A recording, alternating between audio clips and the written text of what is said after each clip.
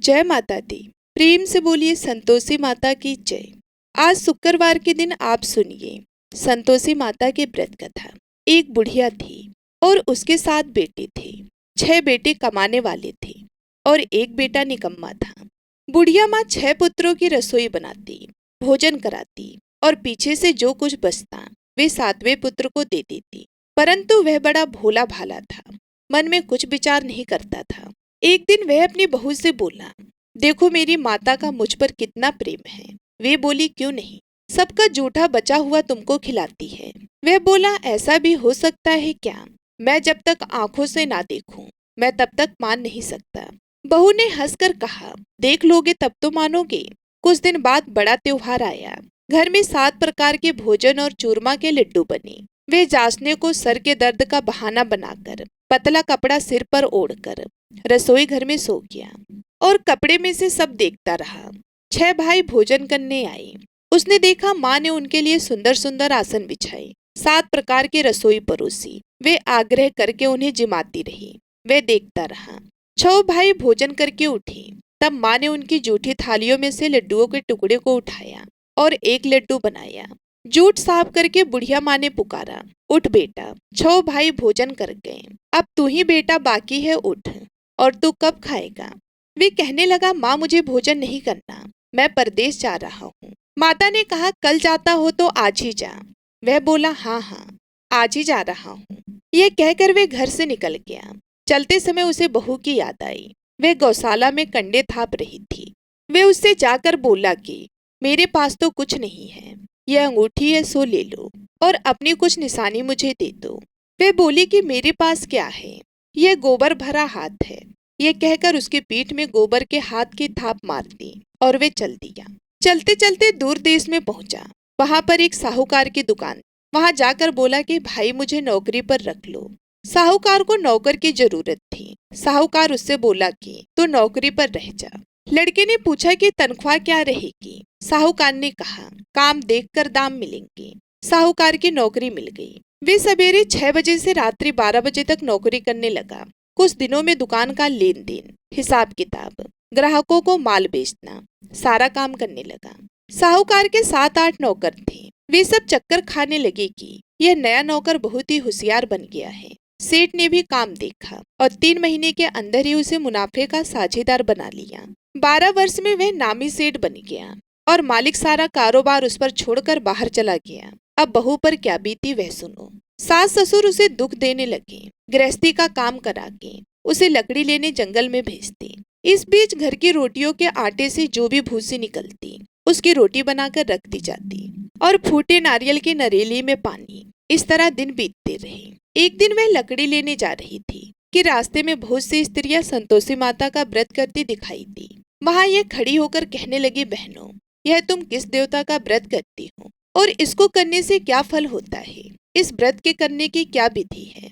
यदि तुम अपने इस व्रत का विधान मुझे समझा कर कहोगी तो मैं तुम्हारा बड़ा एहसान मानूंगी। तब उनमें से एक स्त्री बोली कि सुनो बहन, ये संतोषी माता का व्रत है। इसको करने से निर्धनता दरिद्रता का नाश होता है, लक्ष्मी आती है, मन की चिंताएं दूर होती हैं, घर में सुख होने से मन को प्रसन्नता और शांति मिलती है, निपुतरी को पुत्र मिलता है, प्रीतम बाहर गया हो तो शीघ्र आता है, कुंवारी कन्या को मनपसंद वर मिलता है, राजद्वार में बहुत दिनों से मुकदमा चलता हो तो वह भी खत्म होता है, कलह क्लेश की निवृत्ति हो, सुख शांति हो, घर में धन जमा हो, पैसा जायदाद का लाभ हो और भी मन में जो कुछ कामना हो वह सब इस संतोषी माता की कृपा से पूरी होती है। स्त्री कहने लगी, 1.25 आने का गुड़ चना लेना, इच्छा हो तो 5.25 आने का लेना या 1.25 रुपये का भी, सहूलियत के अनुसार ही लेना, बिगर परेशानी के, श्रद्धा और प्रेम से जितना भी बन सके। 1.25 लेना, 1.25 पैसे से 1.25 आने तथा इससे भी ज्यादा शक्ति और भक्ति के अनुसार ले लेना। हर शुक्रवार को निराहार रहकर कथा कहना और सुनना। इसके बीच कर्म टूटे नहीं। लगातार नियम पालन करते रहना। सुनने वाला कोई ना मिले तो घी का दीपक जलाकर उसके आगे जल के पात्र को रखकर कथा को कहना, परंतु नियम ना टूटे। जब तक कार्य सिद्ध ना हो नियम पालन करना और कार्य सिद्ध हो जाने पर व्रत का उद्यापन करना। 3 मास में माता फल पूरा करती हैं। यदि किसी के खोटे ग्रह हो तो भी माता 1 वर्ष में अवश्य कार्य सिद्ध करती है। कार्य सिद्ध होने पर उद्यापन करना चाहिए, बीच भी नहीं करना चाहिए। उद्यापन में 2.5 सेर आटे का खाजा तथा इसी के अनुसार खीर तथा चने का साग बनाना, 8 लड़कियों को भोजन कराना, जहाँ तक मिले देवर जेठ भाई बंधु कुटुंब के लड़के लेना, ना मिले तो रिश्तेदारों और पड़ोसियों के लड़के बुलाना, उन्हें भोजन कराकर यथाशक्ति दक्षिणा देना और माता का नियम पूरा करना। उस दिन घर में कोई खटाई नहीं बनाना। यह सब सुनकर बुढ़िया की बहू वहां से चलती, रास्ते में लकड़ी के बोझ को बेच दिया और उन पैसों से गुड़ चना लेकर माता के व्रत की तैयारी करने लगी। आगे चली और सामने मंदिर है। यह सुनकर माता के मंदिर में जाकर माता के चरणों में लौटने लगी। इसके बाद वे माँ से विनती करने लगी कि हे माँ, मैं निपट मूर्ख हूँ, व्रत के नियम कुछ नहीं जानती हूँ, मैं बहुत दुखी हूँ। हे माता, हे जगत जननी, मेरा दुख दूर करो, मैं आपकी शरण में हूँ। माता को दया आई। एक शुक्रवार बीता की, दूसरे शुक्रवार को ही इसके पति का पत्र आया और तीसरे को उसका भेजा हुआ पैसा भी आ पहुंचा।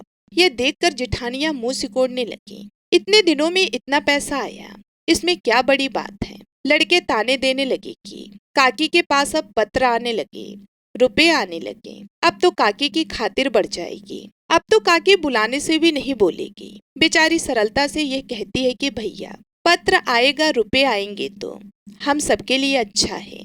ऐसा कहकर आंखों में आंसू भरकर संतोषी माता के मंदिर में आकर मातेश्वरी के चरण में गिरकर रोने लगी। माँ, मैंने तुमसे पैसा नहीं मांगा, मुझे पैसे से क्या काम है, मुझे तो अपने सुहाग से काम है, मैं तो अपने स्वामी के दर्शन और सेवा मांगती हूँ। तब माता ने प्रसन्न होकर कहा कि जा बेटी, तेरा स्वामी आएगा। ये सुनकर खुशी से वह बावली होकर घर जाकर काम करने लगी। अब संतोषी माता विचार करने लगी कि इस भोली पुत्री से मैंने तो कह दिया कि तेरा पति आएगा, पर आएगा कहाँ से? वह तो इसे स्वप्न में भी याद नहीं करता, इसे याद दिलाने तो मुझे ही जाना पड़ेगा। इस तरह माता उस बुढ़िया के बेटे के पास जाकर स्वप्न में प्रकट होकर कहने लगी, साहूकार के बेटे सोता है या जागता है? वे कहता है, माता सोता भी नहीं, जागता भी नहीं हूँ, बीच में ही हूँ, कहो क्या आज्ञा है।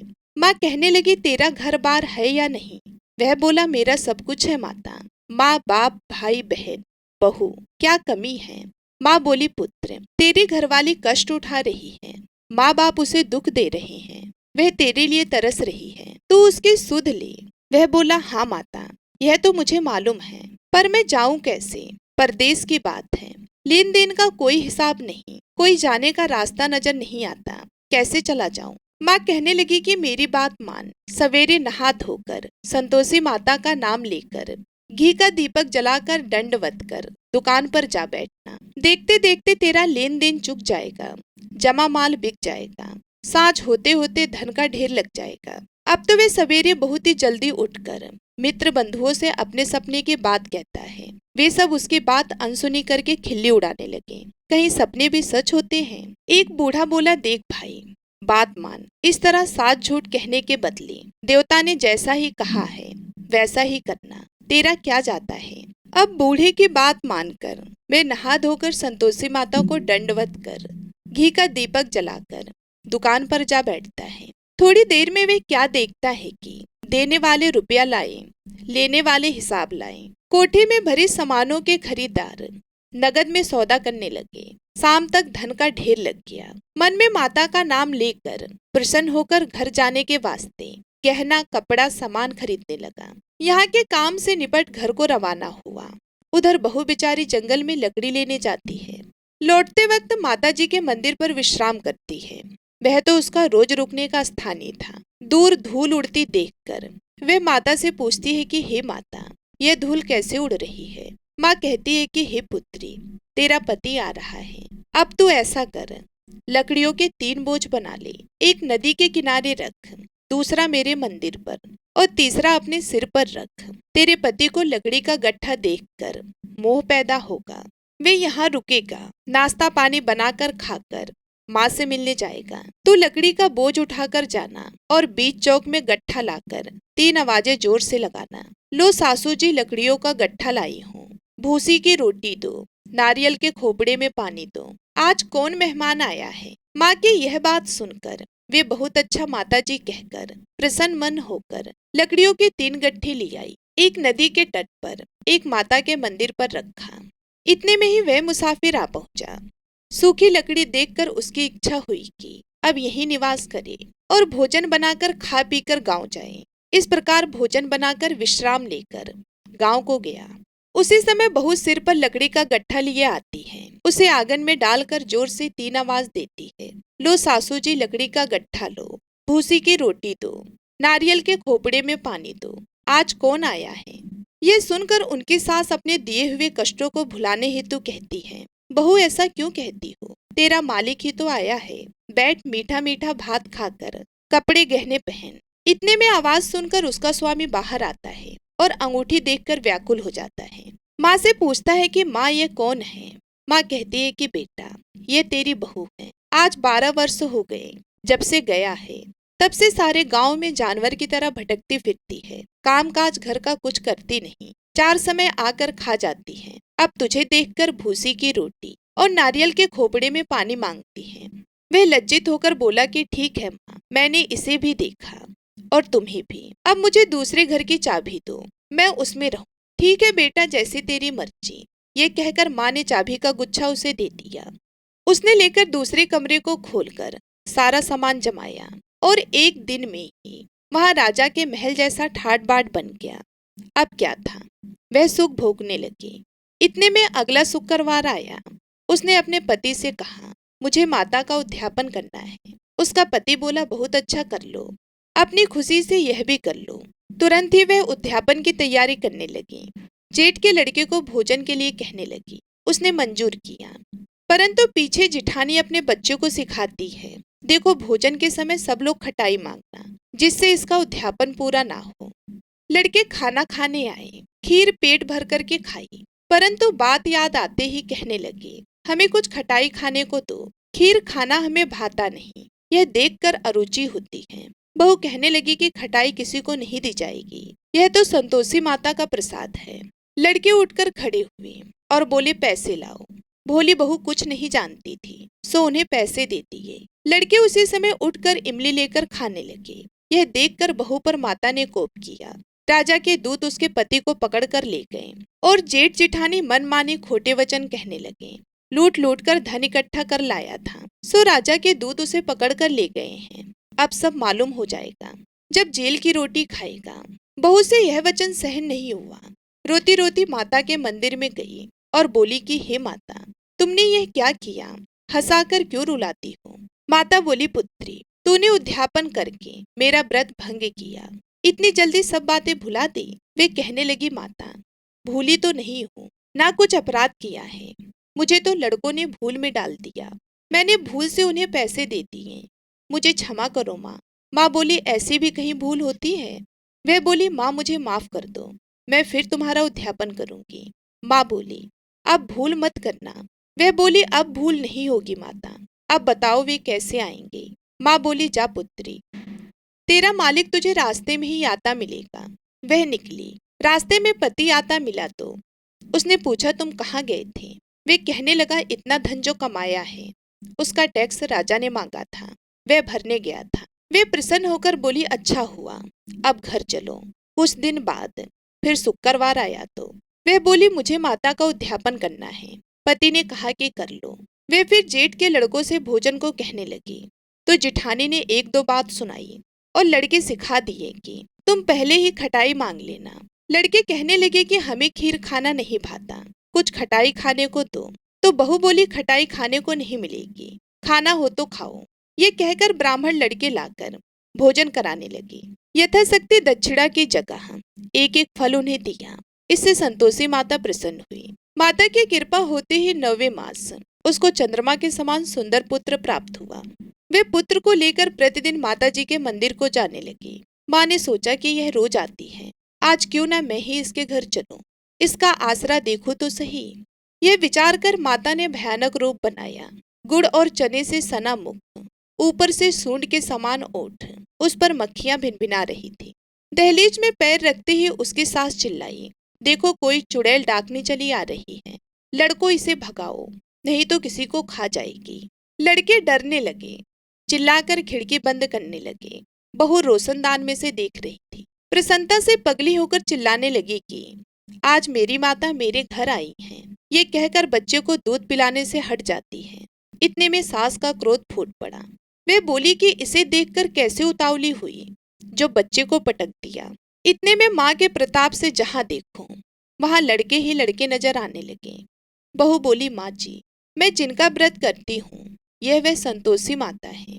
इतना कहकर झट से सारे घर के किवाड़ खोल दिए और सबने माता के चरण पकड़ लिए और विनती कर कहने लगी कि हे माता, हम मूर्ख हैं, अज्ञानी हैं, तुम्हारे व्रत की विधि हम नहीं जानते हैं। तुम्हारा व्रत भंग करके हमने बहुत बड़ा अपराध किया है। हे माता, बहू को जैसा फल दिया वैसा सबको देना। जो भी ये कथा पढ़े या सुनेगा उसके सभी मनोकामनाएं पूर्ण हो। प्रेम से बोलिए संतोषी माता की जय।